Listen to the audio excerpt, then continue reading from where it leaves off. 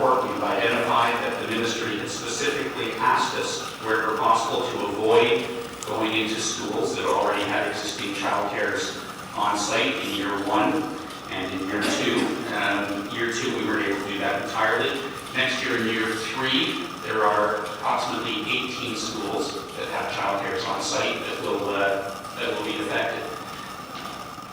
As we said last spring, once the ministry changed the regulations, it became obvious to us that as we look to September 2012, we're effectively doubling the numbers of schools that will be offering full-day kindergarten and potentially trying to offer the extended day. It became obvious to us that regardless of our opinion of the benefits of a board-run program and that integration, that there would be opportunities for third-party providers to continue providing that service in those locations. Throughout the report summarizes the kind of feedback that we've received through the consultation period, which was similar to what we heard in May and June and in the correspondence throughout the summer. A lot of that has been discussed previously in this boardroom, and we understand the concerns that parents have, as the director indicated. There's an awful lot of issues around childcare in the city. We know that change is coming rapidly with the changes between the responsibility moving to the Ministry of Education, the change in the ratios, the licensing requirements under the DNA versus the requirements of the Ministry of Education. And that will take there's going to be a shakeout period as everyone works their way through the process. We understand how complex it is.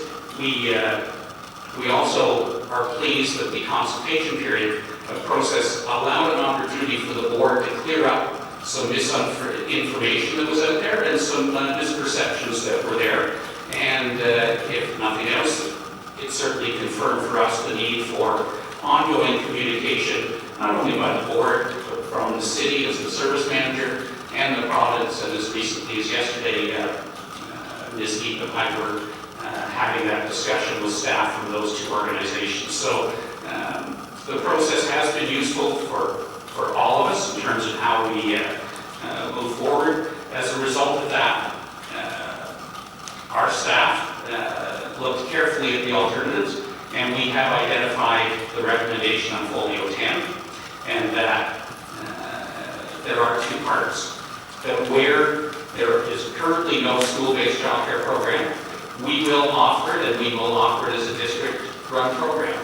In schools where there's currently a school-based childcare, the current provider will be given the opportunity to enter into a third-party agreement on behalf of the district. And secondly, that upon approval of this by board, we would begin immediately in those negotiations. As I said, there's about 18 sites. We're going to have to work our way through them. Some are going to be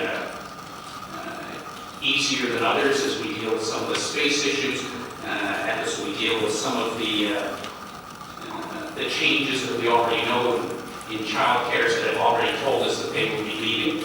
But we're confident that we'll be able to work our way through that. There are some comments that we heard tonight that we'll have to think about when it comes to how we implement it.